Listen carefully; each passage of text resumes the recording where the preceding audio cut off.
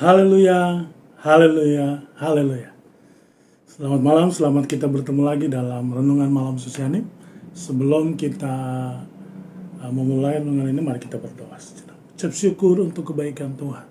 Terima kasih untuk hari ini.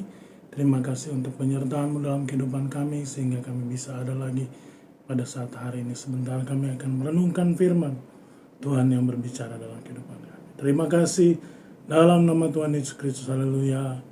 Amin. Ya, kemurahan Tuhanlah yang membuat kita ada lagi sampai saat hari ini. Maka mari siapkan hati kita. Kita buka dalam Efesus pasal 4. Efesus pasal yang keempat, ayat yang ke-27. Efesus 4 ayat yang ke-27, firman Tuhan berkata demikian. Dan janganlah memberi kesempatan kepada iblis. Dan janganlah memberi kesempatan kepada iblis. Kalau kita melihat ayat sebelumnya, ini sebenarnya berhubungan tentang amarah, emosi. Tetapi kita mau ambil poin ini, khusus untuk ini, yaitu janganlah memberi kesempatan kepada iblis. Ya, iblis adalah lawan utama orang percaya. Walau di dalam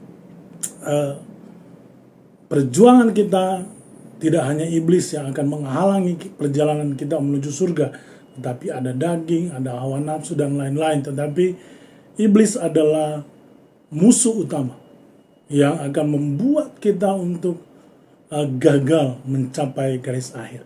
Maka itu perlulah kita untuk mengenal siapa dan cara kerja iblis, sehingga kita bisa mengantisipasi, kita bisa mulai mempersiapkan diri untuk mempertahankan ketika iblis datang dengan segala tipu dayanya. Kita akan mempelajari hal-hal yang berkaitan dengan iblis, beberapa hal melalui kitab Kejadian. Kitab Kejadian pasal yang ke-3. Ya, dari pasal 3 ini kita akan melihat beberapa hal mengenai iblis, sehingga kita bisa mengantisipasi apabila kita masuk dalam perangkap iblis. Hal yang pertama ada di ayat yang ketiga. Hal yang perlu kita ketahui tentang iblis yang pertama adalah, adapun ular, ia yang paling cerdik dari segala binatang di darat yang dijadikan oleh Tuhan Allah. Ular itu berkata kepada perempuan itu. Tuh, sampai situ. Hal yang pertama, ular. Ular di sini bukan identik dengan ular yang biasa ada di kebun binatang, tetapi ular yang dimaksud di sini adalah iblis yang berwujud ular. Ya. Hal yang ditulis di dalam kitab Kejadian ini, ayat yang pertama adalah dia cerdik. Hati-hati Bapak Ibu sekalian, saudara-saudara. Kita memiliki lawan yang cerdik. Ya. Iblis ini sudah ada sebelum Adam. Bahkan Alkitab menuliskan bahwa dia adalah orang terpercaya dulu di surga.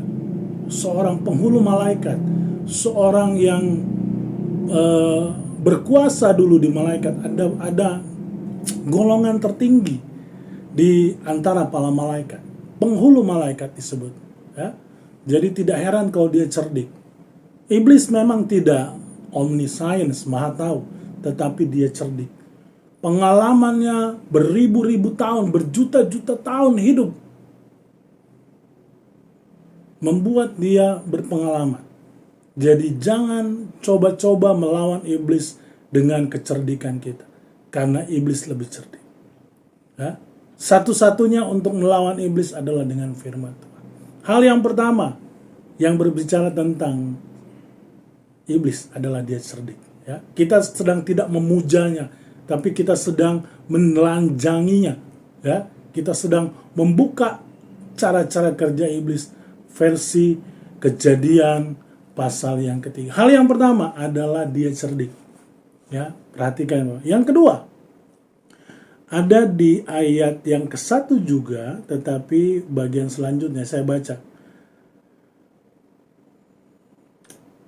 Ular itu berkata kepada perempuan itu, tentulah Allah berfirman, semua pohon dalam taman ini jangan kamu makan buahnya, bukan? Ya. Hal yang kedua, cara kerja iblis menipu anak Tuhan adalah dengan memutarbalikan firman. Ya, perhatikan baik-baik, Bapak.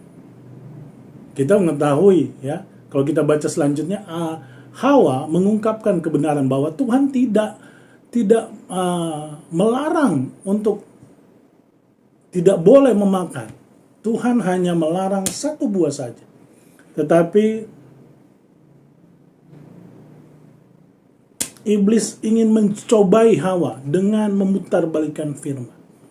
Hari-hari ini menjelang penghujung, bukan menjelang penghujung, di penghujung akhir zaman ini, kita akan bertemu dengan hal-hal yang kalau kita tidak bisa mengerti dengan baik tentang firman, maka kita akan kalah, kita akan terbuai, padahal kita sedang diputarbalikan firman. Sepertinya benar, firman yang sepertinya sesuai dengan kehendak Tuhan, tetapi ternyata ketika kita selidiki baik-baik, justru itu adalah memutarbalikan firman.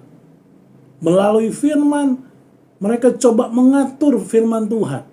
Mereka coba mengatur arah kemana firman Tuhan itu maunya. Seorang hamba Tuhan, maka dia akan berdoa. Dia akan berpuasa untuk sebuah khotbah. Artinya mencari firman sesuai apa yang Tuhan mau. Tetapi ketika firman itu tidak didoakan, firman itu hanya ketika kita baca terus kita olah di pikiran kita dan kita menganggap itu adalah suatu kebenaran, maka di situ hati-hati. Hati-hati kita masuk dalam golongan yang memutarbalikan firman. Kita tidak mengerti apa yang diinginkan oleh firman, tapi kita coba untuk mengartikan sendiri. Wow. Ya. Hal yang kedua adalah memutarbalikan firman. Ya. Ayat yang ketiga, mari kita coba baca. Di hal yang ketiga, mari kita coba baca di ayat yang keempat. Tetapi ular itu berkata kepada perempuan itu, sekali-kali kamu tidak akan mati, tetapi Allah mengetahui bahwa pada waktu kamu memakannya, matamu akan terbuka dan kamu akan menjadi seperti Allah. Hal yang ketiga yang menjadi cara kerja iblis adalah memprovokasi. Kalau yang pertama dia cerdik, karena cerdiknya dia bisa memutarbalikan firman. Yang kedua, yang ketiga adalah dia bisa memprovokasi, ya, memprovokasi kita melawan Allah, ya, seperti yang terjadi pada iblis, Hawa. Dia memprovokasi Hawa, seolah-olah Allah itu berbohong, ya, seolah-olah Allah itu menyembunyikan sesuatu. Allah itu adalah benar. Tidak ada satupun kebohongan daripadanya. Apa yang terjadi pada Allah, apa yang diucapkan Allah, itu adalah satu kebenaran. Ya, dia adalah sumber kebenaran. Sedikit pun dosa kebohongan tidak ada dalam kehidupan. Tapi kita seringkali diprovokasi oleh iblis, sehingga kita melawan firman. Sehingga kita tanpa tidak sadar kita sedang melawan Allah, karena kita termakan provokasi iblis. Itu hal yang ketiga. Hal yang keempat adalah di ayat yang sama. Ayat yang keempat, tapi bagian terakhir. Dikatakan di situ pada waktu kamu memakannya, mata kamu akan terbuka dan kamu akan menjadi seperti Allah. Hal ini menunjukkan bahwa cara kerja iblis yang keempat, versi kejadian ini adalah mengiming-imingkan sesuatu yang sangat besar, ya. Cara kerja iblis. Iblis akan mengiming-imingkan kita segala sesuatu yang sepertinya wah, jabatan, kekayaan dan apa. Kalau Hawa ini dikatakan dia seperti Allah, akan menjadi seperti Allah. Wow, luar biasa. Tetapi ini adalah cara kerja iblis. Sepertinya wah, ya, Sepertinya dia bisa melakukan segala sesuatu, bahkan menjadikan kita kaya, kita sembuh, kita sehat, kita mendapatkan pekerjaan, bisa. Tapi dia akan mengambil lebih banyak daripada kita. Ya? Ketika kita disembuhkan, maka ada sesuatu yang akan diambil dalam kehidupan kita. Hati-hati, Bapak Ibu sekalian. Jangan pernah bekerja sama dengan iblis. Hal yang pertama, kita ulangi supaya jelas. Dia cerdik. 2, dia memutarbalikan firman. Yang ketiga, dia memprovokasi kita melawan Allah. Yang keempat, dia menjadikan sesuatu yang menjanjikan sesuatu yang wah, sepertinya dia bisa buat. Tapi ternyata itu adalah jebakan sehingga kita tunduk dalam kita. Yang terakhir dari Kejadian 3 ada di ayat yang ke-13 bagian terakhir. Ayat 13 saya kita baca. Kemudian berfirmanlah Tuhan kepada perempuan itu, apakah yang telah kau perbuat? Jawab perempuan itu, ular itu yang memperdayakan aku, maka aku makan. Ya. Kelima, sifat dari iblis adalah memperdaya. Kata lain dari memperdaya adalah membohongi, ya, membohongi manusia. Segala sesuatu yang dikerjakan iblis adalah pembohong. Bahkan firman Tuhan berkata dia adalah bapa dari segala orang yang dari segala pembohong, pendusta. Itulah cara kerja iblis. Yang pertama, dia cerdik. Bapak Ibu harus hati-hati. Yang kedua, dia memutarbalikkan firman. Yang ketiga, dia memprovokasi. Yang keempat, dia menjanjikan banyak hal. Yang kelima, dia memperdaya kita. Ini cara kerja iblis versi Kejadian 3 ini. Ya, Bapak Ibu, bagaimana cara kita menanggulangi? Kita baca di Yakobus 4 ayat yang ke-7. Yakobus 4 ayat yang ke-7. Firman Tuhan berkata, karena itu tunduklah kepada Allah dan lawanlah iblis, maka ia akan lari daripadamu. Ya, kuncinya adalah tunduklah kepada Allah. Ketika kita tunduk pada Allah, maka tindak selanjutnya adalah melawan iblis, maka ikan lari. Bapak Ibu sekalian, mari tanamkan firman ini dalam kehidupan kita. Kita tidak bisa melawan iblis dengan cara kerjanya kalau kita tidak memiliki firman. Kita harus tunduk kepada Allah. Yakinlah Tuhan akan menundukkan iblis itu di bawah kaki kita. Asal kita percaya bahwa Tuhan menyertai kita. Mari kita berdoa, mengucap syukur untuk kebaikan Tuhan. Terima kasih untuk hari ini, pertolongan-Mu menyertai kami sampai hari ini. Tanamkan firman-Mu dalam kehidupan kami, sehingga kami tidak berdosa di hadapan-Mu. Terima kasih, dalam nama Tuhan Yesus Kristus, haleluya, amin. Sosianim, bangkit, kuat, menang, haleluya.